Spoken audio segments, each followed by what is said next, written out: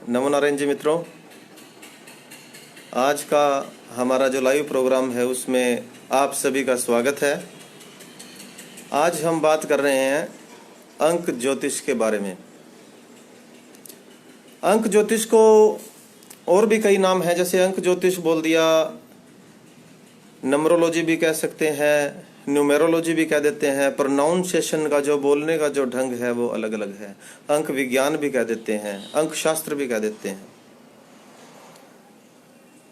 10,000 वर्ष पुराना है अंक ज्योतिष। इजिप्ट की एक जिप्सी जनजाति ने अंक शास्त्र की शुरुआत की थी, यानी अंक ज्योतिष की। इसमें अंकों का हमारी राशि, ग्रह, नक्षत्र, इनको मिलाकर एक हमारे बिहेवियर का और एक फ्यूचर का एक कनेक्शन स्थापित कर दिया। आपको दोस्तों ये भी बताना चाहूँगा कि जो अंक ज्योतिष है, या सीधी सी बात करें कि जो अंक है, अंकों की शुरुआत भी ज्योतिष से ही हुई है। यानी हमारी जो वैदिक एस्ट्रोलॉजी है वहाँ से अंकों की शुरुआत हुई है। मैथ के जितने भी डिजिट हैं 0 to 9, ये इंडिया में ही इनका आविष्कार हुआ है, भारत में ही। और पूरी दुनिया में जो ये नंबर हैं 1 से लेके 0 से लेके 9 तक, इनको वैल्यू दी गई है। और जो लैंग्वेज है हर देश की वो बेशक अलग अलग हो सकती है, लेकिन जो मैथ की जो लैंग्वेज है या जो अंक के जो नंबर हैं, जो डिजाइन है इनका लिखने का जो तरीका, वो पूरी दुनिया में आपको सेम मिलेगा, सिर्फ ज्योतिष के कारण ही। ज्योतिष की जो शुरुआत हुई थी वो हुई थी 96,000 वर्ष पहले। कुछ संकेत मिले हैं ऐसे, मैंने पहले एक बार वीडियो में बताया था। लेकिन आज हम सिर्फ अंक ज्योतिष के बारे में बात कर रहे हैं, हमारा विषय सिर्फ अंक ज्योतिष ही है। इसलिए आपको मैं बताना चाहूँगा कि 10,000 वर्ष पहले से एक अनुमान है कि इजिप्ट की जिप्सी जनजाति ने अंक ज्योतिष की शुरुआत की थी। और वहीं से उन्होंने क्या किया कि हर किसी व्यक्ति के अंक को उसके फ्यूचर से जोड़ना शुरू किया, और उसके ऊपर बहुत से प्रयोग हुए उस समय। जो आज एक पूरा विज्ञान है ये अंक विज्ञान, जिसे अंक ज्योतिष को अंक विज्ञान भी कह देते हैं। तो वैसे तो आज मैंने आपको एक व्हाट्सएप पे मैसेज किया था कि आज हम एक अंक के बारे में बात करेंगे, लेकिन फिर मुझे एक आइडिया और आया आपसे थोड़ी देर पहले में, जब मैं कुछ ये तैयार कर रहा था इसके बारे में कि क्या बोलना है। तो सबसे पहले आपको यह पता होना जरूरी है कि आपका अंक कौन सा है और कैसे पता लगेगा। ये बात भी एक बहुत इंपॉर्टेंट है इसमें। देखिए 0 से लेके 9 तक, वैसे तो 1 से लेके 9 अंकों का ही हम प्रयोग इसमें करते हैं अंक विज्ञान में। जो मैथ के डिजिट हैं वो 0 से 9 है।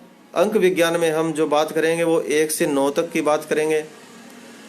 और 9 ही हमारे ग्रह हैं, 12 राशियां हैं और 27 नक्षत्र हैं। इन सब का एक कॉम्बिनेशन बना के, एक तालमेल बना के ऐसा सिस्टम बिठाया जाता है कि जिस अंक वाले व्यक्ति के बारे में हम बात करेंगे उसके भाग्य का या उसके फ्यूचर का उसमें थोड़ा बहुत अनुमान लगाया जाता है। वो बहुत हद तक वो सही होता है। और बहुत से अंक ज्योतिष जो पूरा जीवन है इस पे प्रयोग भी करते हैं और वो इस पे अपना काम जारी रखते हैं। अच्छा, अब दूसरी बात आपको मैं ये बताना चाहूँगा कि अभी तो होगी नंबर से रिलेटेड बात। ये आप अपनी जो डेट ऑफ बर्थ है वहाँ से आप पता कर सकते हैं, लेकिन बहुत से लोगों को डेट ऑफ बर्थ भी नहीं पता होती। उसके बारे में भी इसका एक तरीका है, इसके बारे में हम थोड़ा सा आगे बात करेंगे आज ही अभी। तो लेकिन पहले हम ये देख लेते हैं कि जो अंक ज्योतिष में आपके जो डेट ऑफ बर्थ है उसका क्या योगदान है। तो सभी मित्र हमारे साथ जो जुड़े हुए हैं, मुझे दिख रहा है जो लाइव हैं, जो हेलो बोल रहे हैं, नमो नारायण जी बोल रहे हैं, तो सभी का मैं स्वागत करता हूं। आज का जो हमारा टॉपिक था मैंने आपको पूरा विस्तार से समझा दिया है, और अब हम आगे इस पे थोड़ा सा गहराई से बात करेंगे। आप कॉपी पेंसिल लेके या अपनी कैलकुलेशन अपने डेट ऑफ बर्थ के अकॉर्डिंग आप कर सकते हैं। देखिए हम एक 0 से 1 से लेके जो 9 तक के जो अंक हैं उसमें हम किसी भी अंक के बारे में बात करेंगे, लेकिन जब आपको पता हो कि आपका अंक क्या है उसके बाद में फिर हम एक एक अंक के बारे में डे बाय डे, या एक दिन का गैप आ जाए या डे हर रोज़ जो हम हमारा वीडियो बनाएंगे तो उसमें आपको बताएंगे कि इस अंक का क्या फ्यूचर हो सकता है और उन्हें क्या क्या काम करने चाहिए जीवन में, कैसे काम करने चाहिए। और इसके अंक ज्योतिष में और भी बहुत सी बातें होती है, गाड़ी का कौन सा नंबर लेना चाहिए, कौन सा नंबर आपको सूट करेगा या कौन सा सूट नहीं करेगा, उन नंबरों से आपको दूरी रखनी चाहिए, ये बात भी इम्पोर्टेंट है। तो देखिए दोस्तों, एक डेट ऑफ बर्थ आपको बता रहा हूँ मैं, जैसे 3 मार्च 1979 यानी 3 मार्च 1979, इसमें हम अंक कैसे निकालेंगे। एक तो इसमें सीधा सा लोग मान लेते हैं कि जी 3 तारीख है तो 3 अंक होगा। बहुत पहले मैं भी ऐसा सोचता था और अपना एक लक्की नंबर भी बन जाता है। जैसे मेरा खुद का ही जो जन्म है वो 3 मार्च का है, तो मैं 3 को पहले लक्की मानता था, और वो किसी और कारण से भी वो लक्की हो सकता है। लेकिन अब हम इसमें पूरी डेट ऑफ बर्थ की हम एक कैलकुलेशन को प्लस करेंगे। जैसे 3 फिर मार्च का महीना वो भी तीसरा है, तो 3 और 3 6, और उसके बाद 1 9 7 9 9 और 1 और 9 10 10 और 7 17 17 और 9 26, यानी हो गया कुल मिला के 8। तो 3 + 3 + 8 ये अंक बने। तो 3 और 3 6, 6 और 8 14 हो गए। फिर 14 को फिर हमने उसे दोबारा प्लस किया, 1 और 4 यानी 5 बन गए। तो इस जो डेट ऑफ बर्थ है इसका अंक माना जाएगा 5। अब दूसरा तरीका देख लीजिए। अभी हमने क्या किया था, इसमें जो डेट को मंथ को प्लस किया, फिर जो ईयर है 1979 उसको एक एक करके प्लस किया, फिर सभी को प्लस किया। ठीक इसी को दूसरे तरीके से भी आप कर सकते हैं। जैसे 3 मार्च 3 और 3 6, 6 और 1 7, 7 और 9 16, 16 और फिर 7 आ गया 23, 23 और 9 32, 32 का फिर टोटल करेंगे तो 5 आएगा। यानी दोनों तरफ से इसका जो अंक है वो 5 अंक निकला है। किसी और डेट ऑफ बर्थ पे भी हम अगर चेक करेंगे, मैंने बहुत पे करके देखा तो दोनों का वो सेम ही निकलता है। तो अब दोनों तरीके से इसको कर सकते हैं। अच्छा, अब देखिए कि जो बहुत से मित्र हमारे पास ऐसे आते हैं जिनके पास डेट ऑफ बर्थ नहीं होती, तो उन्हें क्या करना चाहिए कि डेट ऑफ बर्थ तो है नहीं, लेकिन अंक विज्ञान से भी हम उनके बारे में बात कर सकते हैं, जो उनका प्रचलित नाम होता है। अब हम बात करेंगे 1 नंबर के बारे में। ए फॉर एप्पल, यानी ए से जिसका नाम स्टार्ट होगा, हिंदी का जो मानेंगे ए से। जे फॉर जग और आर फॉर रोज। तो ए जे और आर यानी ए फिर जे और फिर रे, इन अक्षरों से जिनका नाम शुरू हो उनका 1 अंक माना जाएगा।